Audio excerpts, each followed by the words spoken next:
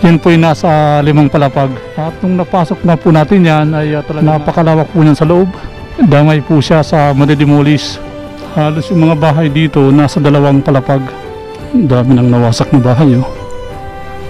Pati ito damay din siya. Ang gandang bahay sana oh. Ito wala na rin nakatira.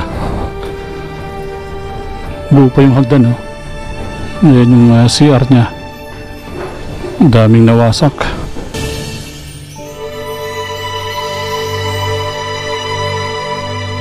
At pagkalipas ka na ng halos 2 linggo ay muli nating babalikan yung malaking bahay na apektado nga po ng itinatayong NLEX SLEX Connector Road Section 2A. At nandito tayo ngayon sa kahabaan ng Quirino Avenue. Ayan nga pala yung dating PNR Paco Station. So isa na lang po siyang landmark. So dito lang po yung matatagpuan sa kahabaan nitong Quirino Avenue.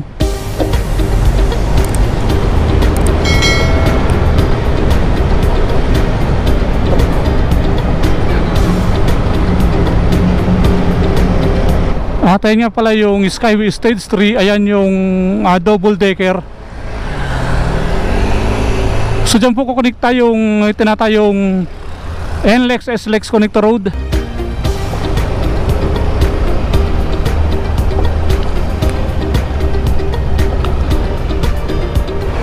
At nasa ilalim tayo ngayon ng Skyway Stage 3.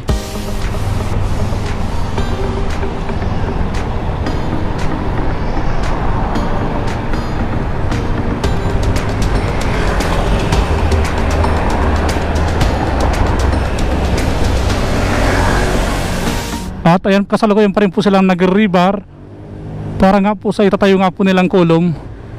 So dito sa bandang kaliwa po natin mayroon na nakatayong mga kolom.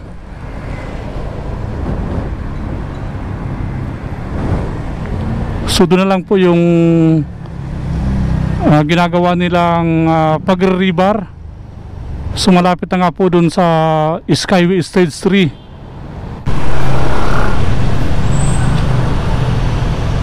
Okay, so ito na yung Beata Street.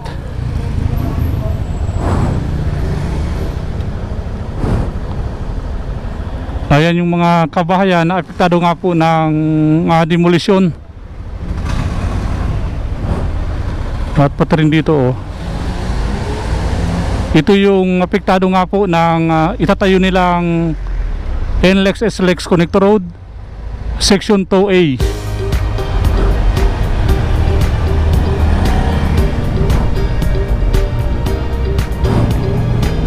At dito nga po nakatayo yung isang malaking bahay na apektado nga po ng demolisyon. Yung huling punta nga natin dito ay nagkaligaw-ligaw tayo. Pero ngayon medyo natandaan ko na. Ayan, kaliwa tayo dito.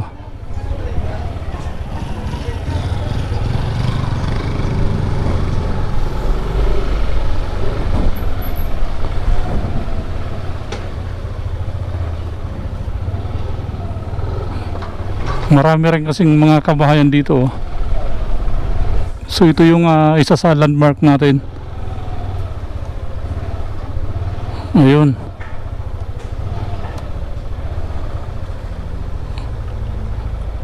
At ayan na po yung apektado ng demolisyon. Ayan po yung malaking bahay. Ayan yung kulay green. At ayan na nga yung isang malaking bahay na apektado nga po ng demolisyon. Yan po yung nasa 5 palapag. At mahigit 2 linggo nga po nang pinayagan po tayong makapasok po dyan ng may-ari. Yung 2 bahay, yan daw po ay hindi na po siya apektado. So ito lang po. So bali yung kausap po natin nung nakaraang mahigit 2 linggo ay wala daw po dyan. So bali may pinuntahan lang. Baka balik na lang ulit tayo sa sunod. Pero halos buo pa po siya oh. Wala na nga lang po siyang mga bintana. Ayan oh. Pero dito mayroon pa kasi mayroon pong nakatira po dyan. So inuna po muna yung nasa taas. At nung napasok na po natin yan ay talagang napakalawak po niyan sa loob. Nakapanghinayang nga lang at damay po siya sa madidemolis.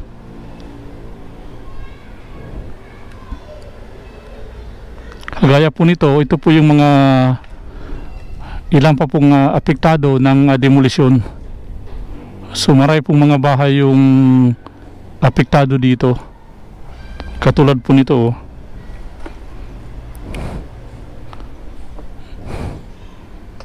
So wala na po dito mga nakatira. So ito yung kapitbahay nitong kulay green na bahay. So winasak na rin po siya oh.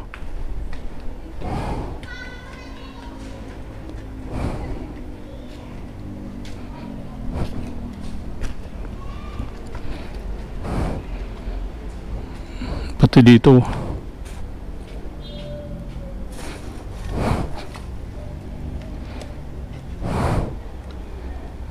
So yan wasak na rin.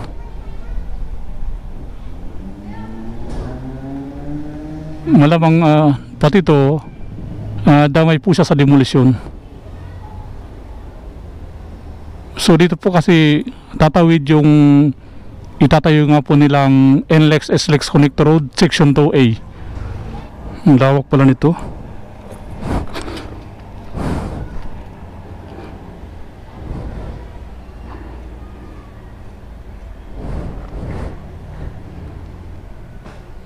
Ito yung mga naunang dinemolis.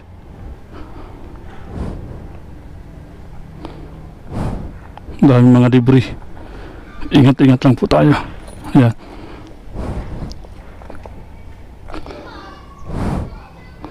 Lawak talaga oh. Halos yung mga bahay dito nasa 2 palapag.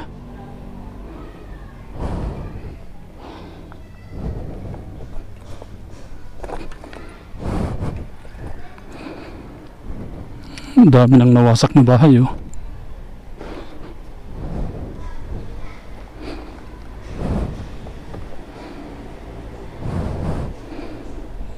So yun nga po yung nasa 5 palapag na malaking bahay.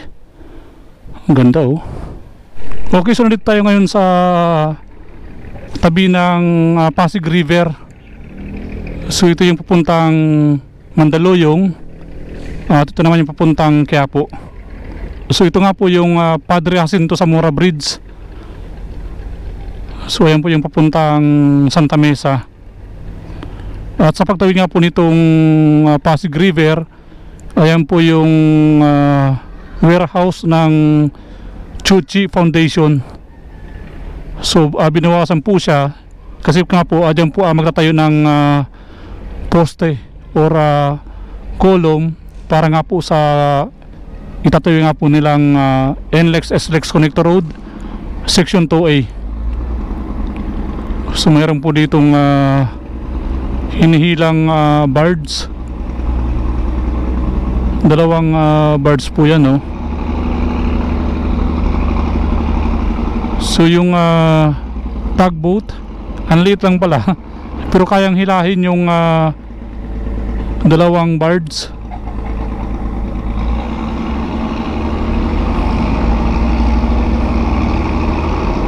So yan naman po yung dating dinadaanan ng mga train.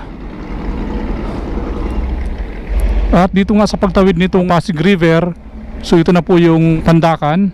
So ito po yung mga apektadong kabahayan ng itinatayo nga po nilang NLEX SLEX Connector Road Section 2A. So ayan, wala na rin po siyang mga nakatira.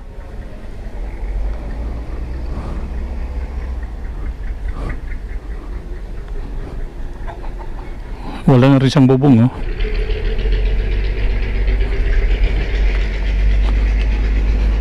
Ito yung dating pintuan nila. Malamang baka ito damay pa siya. Pati ito damay din siya. Ang gandang bahay sana oh. Nasa 2 palapag.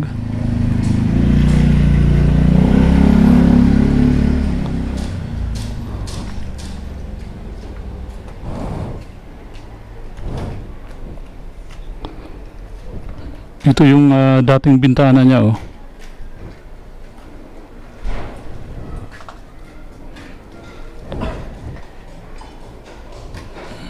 Ito yung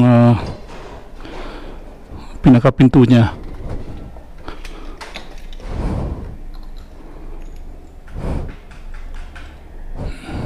Buo pa yung hagdan, oh.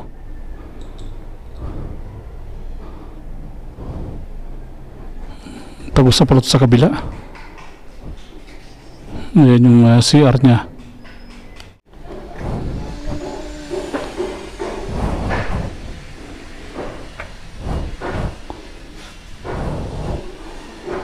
Daming nawasak.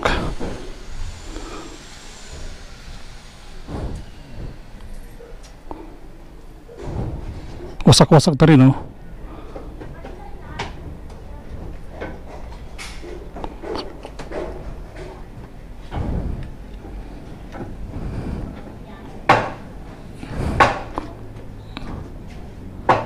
Ayan sila kuya, self demolish sila.